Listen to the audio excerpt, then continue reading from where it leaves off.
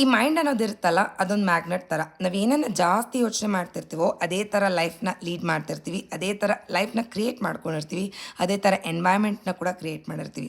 For example, ನಾವು problems ಬಗ್ಗೆನೇ ಯೋಚನೆ ಮಾಡ್ತಿದ್ರೆ ನಾವು ಒಂದು ಪ್ರಾಬ್ಲಮ್ಯಾಟಿಕ್ ಲೈಫಲ್ಲಿ ಇರ್ತೀವಿ, ಇಲ್ಲ ಜಾಸ್ತಿ ಪ್ರಾಬ್ಲಮ್ಸ್ನ ಅಟ್ರ್ಯಾಕ್ಟ್ ಮಾಡ್ಕೊಂಡಿರ್ತೀವಿ, ಇಲ್ಲ ಆಲ್ವೇಸ್ ಒಂದು ಪ್ರಾಬ್ಲಮ್ಯಾಟಿಕ್ ಲೈಫ್ನ ಕೂಡ ಲೀಡ್ ಮಾಡ್ತಿರ್ತೀವಿ.